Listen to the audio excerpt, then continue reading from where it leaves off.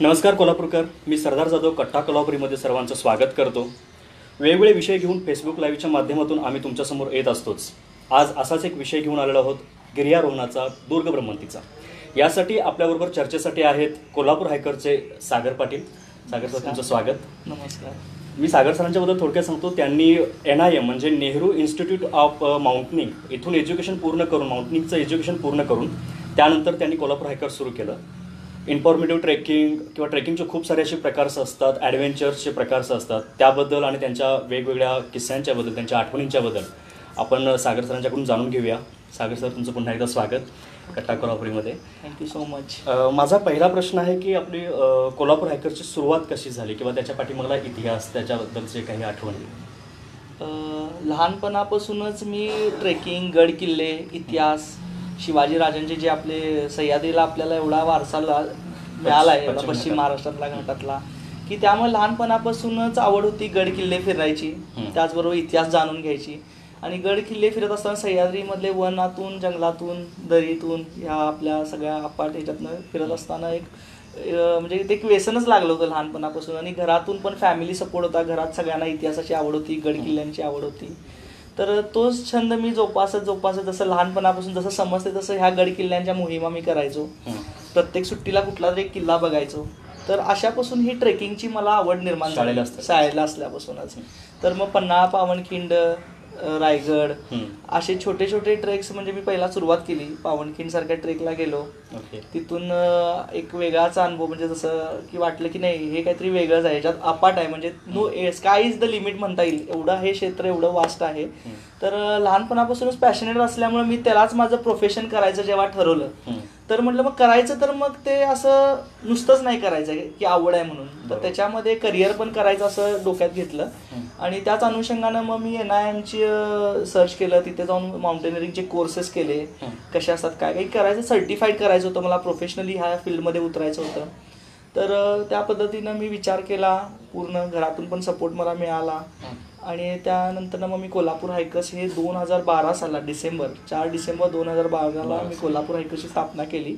आणि तिथून मग मी छोटे छोटे ट्रेक्स असे सुरुवातीला, म्हणजे ज्यावेळेस मी जेव्हा असा विचार केला तेव्हा इकडच्या साईडला, म्हणजे आपल्या इकडे असं लोकांना माहित नव्हतं की बाबा अशा पद्धतीचं पण करिअर असू शकते कोल्हापूरकडे। हा, म्हणजे बऱ्याचशा संस्था त्या काळात पण पूर्वीपासून पण आहेत बरेचशा, की त्या NGO म्हणून काम करतात, गिर्यारोहणात एक ट्रेकिंग, पन्हाळा, पावनखिंड म्हणा, किंवा असे ज्या छोट्या छोट्या करतात अशा, पण ह्याच्यात करिअर होऊ शकतंय किंवा एखादा स्कोप आहे या फील्डमध्ये, असं लोकांना माहीत नव्हतं।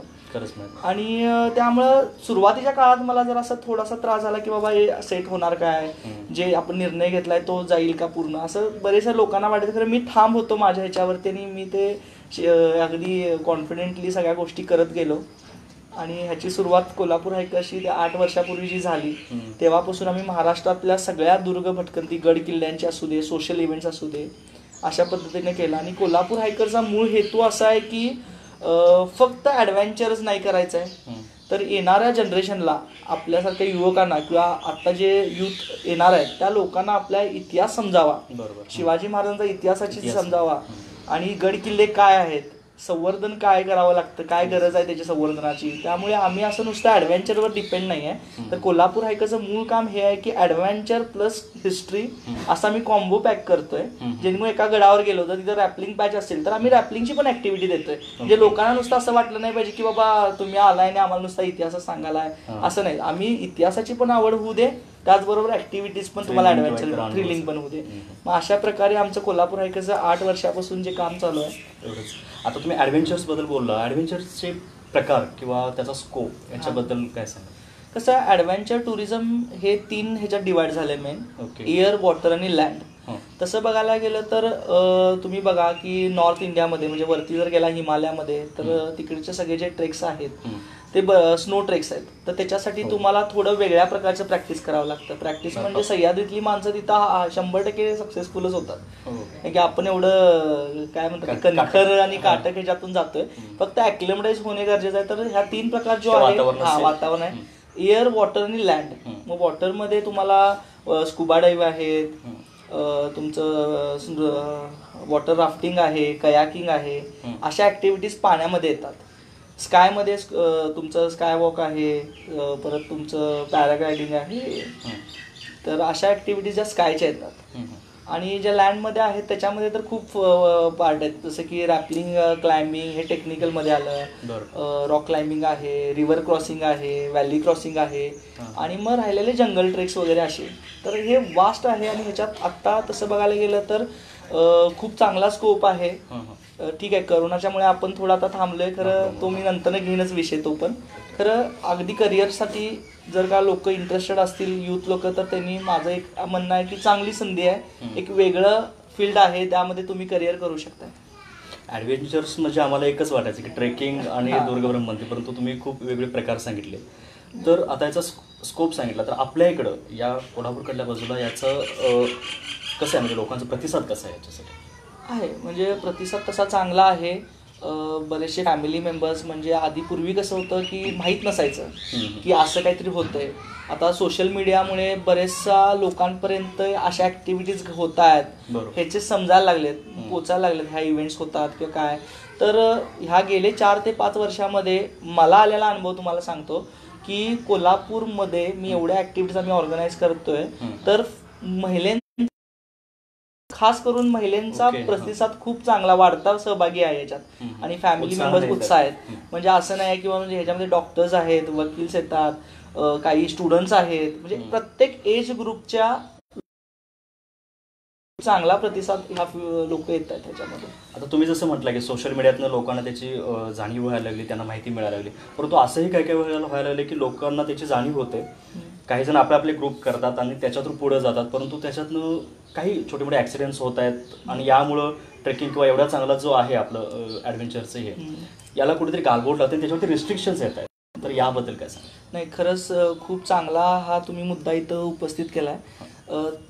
जसं ह्यांनी सांगितलं सरांनी की बाबा प्रतिसाद जसा वाढतोय तसं दुर्घटनाही वाढायला लागले. बरोबर, म्हणजे त्याला दुमत नाही आहे. त्याचं रिझन असं आहे की ह्याच्या मागे जेव्हा आपण एखाद्या गोष्ट करतोय, समजा आता पावसाळा सुरू आहे, पावसाळा आला की सगळीकडे हिरवळ असते, लोकांना जायची इच्छा होते, धबधब्यांना जात असतात, कुठं लोक डॅमच्या बॅकवॉटरला जात असतात. तर अशा वेळी जात असताना काही ठराविक लोक जातात ना की बाबा, म्हणजे याला ॲम्युचर म्हणू आपण, हौशी लोक, ज्यांना जायची इच्छा असते खरं तिथली प्रॉपर माहिती नसते, आपण कुठल्या भागात चाललो तिथली जॉग्राफिकल कंडिशनची माहिती नसते, तिथले लोकल कॉन्टॅक्ट्स नसतात, काही अशा ठिकाणी नेटवर्क नसतं. तर आपल्याबरोबर एक लोकल वाटाडा असावा की जरी काही प्रॉब्लेम आला तरी लोकल लोकांना निरोप पोचणं गरजेचं असतो, काही झालं तरी. असं प्लॅनिंग त्यांच्या कुठल्या डोक्यात नसतं, फक्त असं जातात. मग एक उदाहरण सांगायला मला आवडेल तुम्हाला या ठिकाणी. 2 वर्षापूर्वी देवखुंड म्हणून एक धबधबा आहे, प्रसिद्ध धबधबा आहे महाराष्ट्रात, पुणे आपल्या तामिनी घाटात. तर देवखुंडच्या इथे एक किस्सा झाला होता. असंच आपल्यासारखे 3-4 युथ लोक एकत्र आली होती, आणि ते 4 लोक होती. त्या लोकांनी एक व्हॉट्सअप ग्रुप केला की अरे ह्या शनिवार रविवारी आपण देवकुंड धबधब्याला जाऊयात का. तर तो जात असताना त्यांनी काय केलं, एक ग्रुप बनवल्यानंतर मी जसं आहे समजा, तर मी म्हटलं की अरे माझा एक मित्र येणार आहे, त्याला पण आपण ऍड करूया का.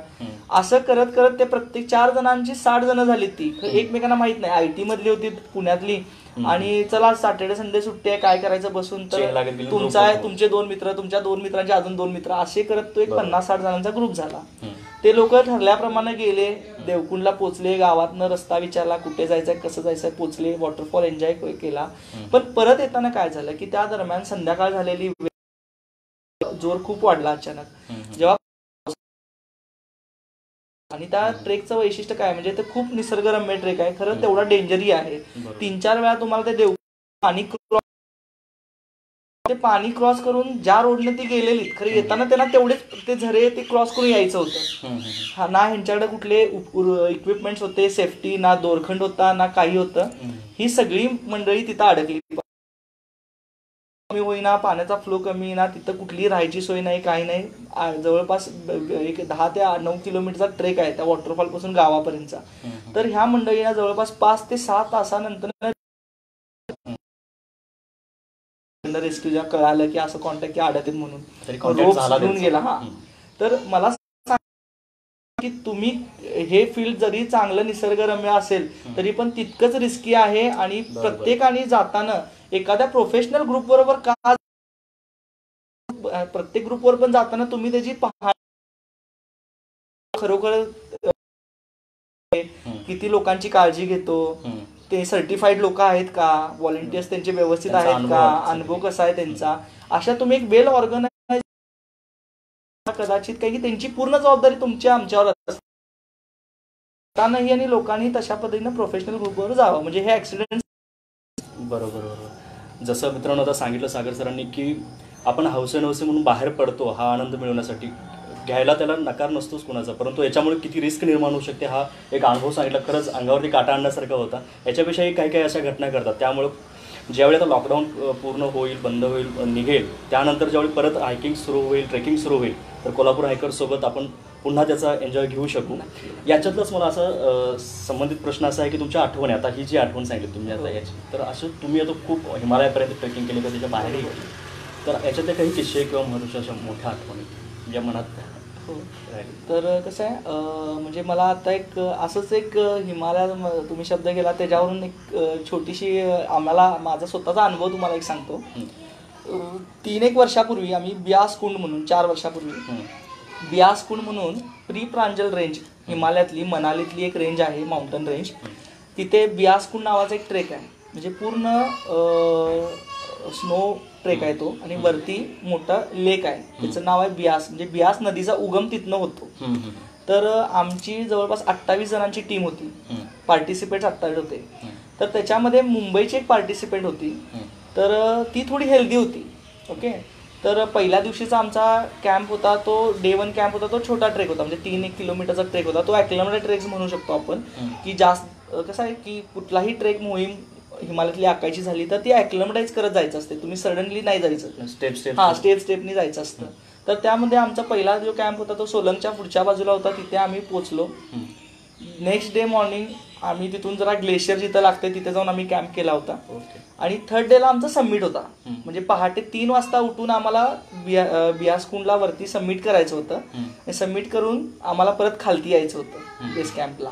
तर ह्याच्यासाठी कसं असते, जेव्हा सूर्य उगवला की वरची जी चढाई असते ती थोडीशी कठीण होते, कारण की बर्फ वितळत असतो, मग ते दगडं वगैरे वरून छोटी छोटी खाली येत असतात, त्यामुळे सूर्य उगवण्याच्या आधी सबमिट करून खाली यायचं गरजेचं असतं. तर पहाटे 3ला उठून ह्या मोहिमा सुरू करायला लागतात, आवरून तुमचा ब्रेकफास्ट सोबत पॅक लंच तुमचं घेऊन तुम्हाला संध्याकाळपर्यंत परत यायचं असतं. तर अशा वेळेस ती मुलीची इच्छाशक्ती एवढी होती की ती म्हणली की नाही मी करणारच आहे. मग कसं होतं की ह्याच्यात फोर्स करून पण चालत नसतं, आणि स्वतःची काळजी घेणं पण तेवढीच गरजेची असते, की मला करायचंच म्हणून नाही. कारण तुम्ही जर का इंजर्ड असाल तर अशा वेळेस थांबणं गरजेचं असतं. आमचा ट्रेक ठरल्याप्रमाणे सकाळी सुरू झाल्यावर एक काही अंतरातच ती थोडंसं थकलेली बघितल्यानंतर तिनं स्वतःच गिव्हअप केलं. ती म्हणली नाही मी येत नाही आहे, तुम्ही कंटिन्यू करा. तर आमच्यातला एक आम्ही टीममेट तिच्यापाशी दिला, आणि ती हळूहळू तुम्ही बेस कॅम्पला जावा, आम्ही कंटिन्यू करतो असं सांगितलं. तर मला सांगायचं असं आहे की ती जे काय माहिती तिच्या मनात काय आलं, तर तुम्हाला पटणार नाही की ती मुलगी she was the first lady to submit the Beaskund trek. म्हणजे जेवढे पुढे 27 जण होती त्यांना तिनं मागे टाकलं नंतरनं, आणि तिच्या मनात काय लागलं, इच्छाशक्ती एवढी तिची बळकट झाली, ती सगळ्यात पहिला वर पोचली. अरे बापरे. आणि त्याच्यानंतर ती परत आली पण. आणि जे सांगायचा उद्देश काय की कोणीही करू शकतं, फक्त तुमची इच्छाशक्ती चांगली पाहिजे. हा अनुभव मला तुम्हाला काय सांगायचा की बरेचदा आपल्याला लोकांना माहित नसते की बाबा आपली क्षमता किती आहे, आपण स्वतःला टेस्ट करत नाही कधी, आपली एंड्युरन्स लेवल किती आहे. तर जेव्हा तुम्ही एखाद्या मोहिमेवर जाल आणि तुम्ही जर डोक्यात ठाम ठेवलं, एव्हरेस्ट पण काय अवघड नाही, फक्त माइंड गेम आहे. मी म्हणजे बियास कुंडवरच तुम्हाला सांगतो, आता कधी कधी एव्हरेस्ट मोहीम करणारा माणूस परत येतो, एव्हरेस्ट सबमिट नाही करत, आणि तो साधा करतो. आणि साधा जेव्हा एखाद्या व्यक्ती साधा ट्रेक कम्प्लीट करत नाही, तो एव्हरेस्ट करून जातोय. म्हणजे हा फक्त माइंड गेम आहे, तुमच्या इच्छाशक्तीवर आहे. असे अनुभव बरेचसे आहेत, आपण पुढे आणि ओके चालेल. तरी फार वेगळा अनुभव होता तो. मला आता एक वेगळा प्रश्न असा विचारायचा आहे की तुमच्या याच कामामुळं मी छत्रपतींनी आपल्याला रायगडावरील शिवराज्याभिषेक दिनासाठी जे पाणी आणलं जातं त्याचं कायमस्वरूपी तुम्हाला ते पाणी आणण्याचं भाग्य मिळाले, तुम्हाला कायमस्वरूपी दिलं गेलं, तर त्याबद्दल काय सांगाल? ते आमचं भाग्य म्हणजे आमचं जीवनच सार्थक झालं असं मी म्हणेन. कारण की ज्या काळामध्ये जेव्हा राज्याभिषेक शिवाजीराजांचा त्या काळात झाला होता, तेव्हा बहुतांश नद्यांचं हिमालयातून जल आणि प्रत्येक गडकिल्ल्यांचं जल आणून राज्याभिषेक करण्यात आला होता. तर छत्रपती संभाजीराजांनी जेव्हा अखिल भारतीय शिवराज्याभिषेक समिती सोहळ्याच्या माध्यमातून राज्याभिषेक सोहळा सुरू केला, तर त्यानंतरनं तो लोक उत्सव व्हावा असं राजांचं खूप इच्छा आहे आणि आता तो झालेला राजांचं स्वप्न पूर्ण झालंय, तो लोक उत्सव आहे. तर आमच्या डोक्यात काय आलं कोल्हापूर हायकर्सच्या, की आम्ही जेव्हा 8-9 वर्षापूर्वीपासून हे सुरू केलं की बाबा आपण फक्त, जसं मी तुम्हाला मगाशी सांगितलं की आम्ही फक्त ॲडव्हेंचर किंवा ट्रेकिंगमध्ये पर्यंत मर्यादित नाही, आम्ही दुर्ग संवर्धन करतो, सोशल इव्हेंट्स करतो आम्ही. त्यामुळे आम्ही डोक्यात ठेवलं की अरे वर्षातून आपण आपल्या राज्यासाठी काहीतरी करायला पाहिजे, की शिवप्रेमी आहे ना.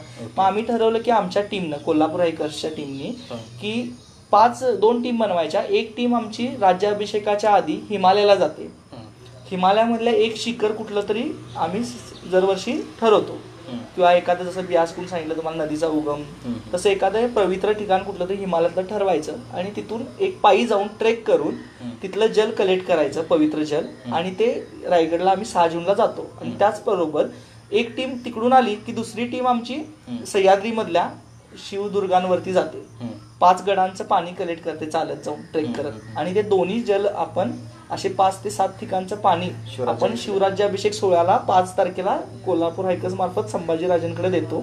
आणि मग त्याचं गडपूजन पण त्याच पाण्याने केलं जातं 5 तारखेला. म्हणजे शिवराज्याभिषेक सोहळ्याचा जे कार्यक्रम सुरू होतो तो गडपूजनापासून होतो, तर गडपूजनाला ते यूज करतात आणि दुसऱ्या दिवशी त्या पाण्याने राज्याभिषेक सोहळा करतात.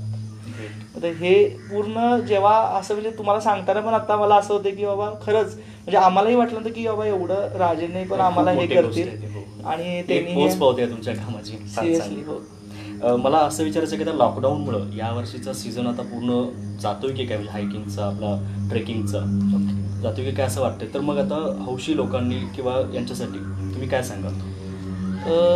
कसं आहे, प्रत्येक ट्रेकर हा कुठलीही प्रॉब्लेम आला समोर त्याला फेस करणं पॉझिटिव्हलीच बघत असतं. त्यामुळे मी सगळ्या निसर्गप्रेमींना, दुर्ग भटक्यांना एकच सांगतो की आपल्यासारखा जो गडांवर भटकतो, जो ट्रेकर आहे तो कायम पॉझिटिव्ह असतोय आणि हे करोनाचं संकट पण पॉझिटिव्हलीच घ्या. हे सीझन जाणार वाया असं मी म्हणू शकत नाही, पण ह्या आत्ता गरज काय आहे की आपण घरी राहणं आणि थांबणे हेच खूप आहे, स्वतःला सामने.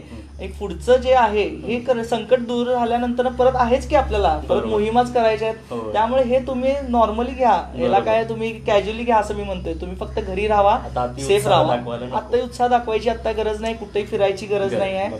हा कोरोनाचं संकट नक्की जाणार आहे आणि येत्या काळात निसर्गात फिरणं हे किती महत्वाचं आहे हे सगळ्या लोकांना हा कोरोनाच सांगून जाणार आहे. आता कळालंच, करोनामुळेच आता लोकांना अवेअरनेस होईल. उलट तुम्ही अजून जास्त करून नेचरमध्ये या, निसर्गात फिरा, तुम्ही फिट राहाल.